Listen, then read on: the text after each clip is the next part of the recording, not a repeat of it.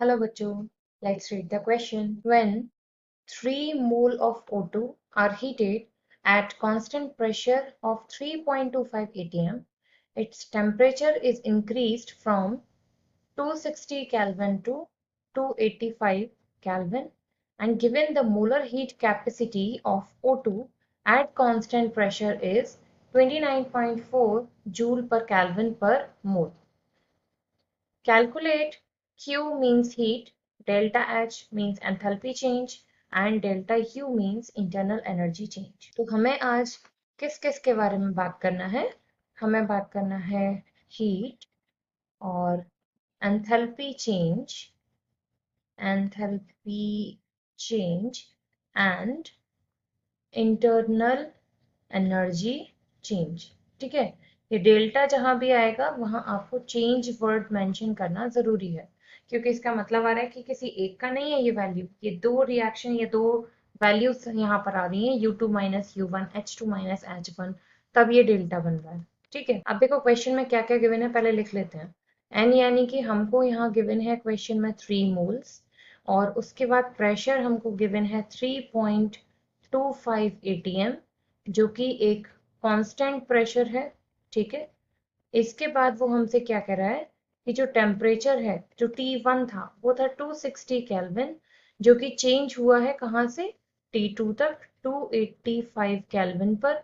और उसके बाद वो कह रहा है given the molar heat capacity, जिसको हम रिप्रेजेंट करते हैं C से, और कांस्टेंट प्रेशर पर बात कर रहा है, तो Cp कितना दिया हुआ है, 29.4 जूल पर केल्विन पर मोल। ठीक है, इसके बाद वो यहाँ से हमसे मांग रहा है Q निकालना है, डेल्टा H कैलकुलेट करना है एंड डेल्टा U कैलकुलेट करना है। ठीक है, एक एक करके इनका फॉर्मूला लगाते जाते हैं। देखो, हम लोग जानते हैं डेल्टा H का फॉर्मूला क्या होता है, NCP डेल्टा T।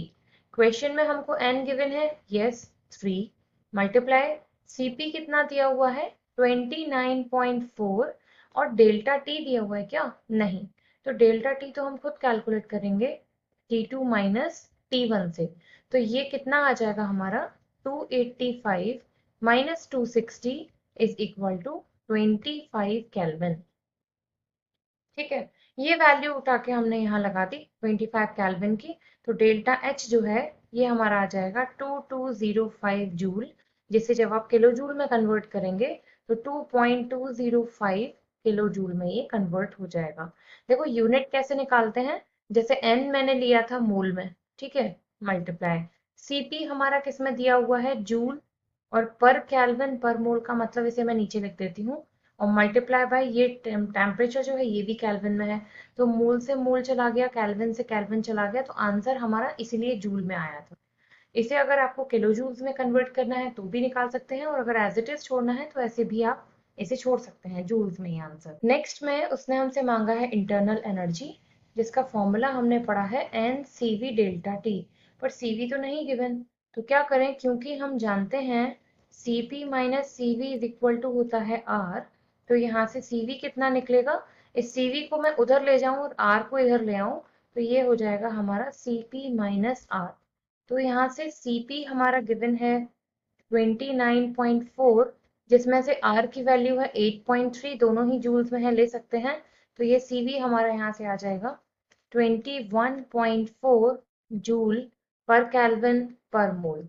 बस ये वैल्यू हमें यहाँ पर डेल्टा यू की पुट कर देनी है, और ये आ जाएगा 3 मोल्स मल्टीप्लाई बाय 21.4, और डेल्टा टी अभी अभी हमने कैलकुलेट किया था 25 केल्विन, तो डेल्टा यू यहाँ से आ जाएगा 1605 जूल, जिसे जब आप किलो जूल में कन्वर्ट करेंगे तो 1000 का डिवाइड लगाएंगे, तो 1605 किलो जूल ये हमारा हो जाएगा। I hope you understood well, thank you.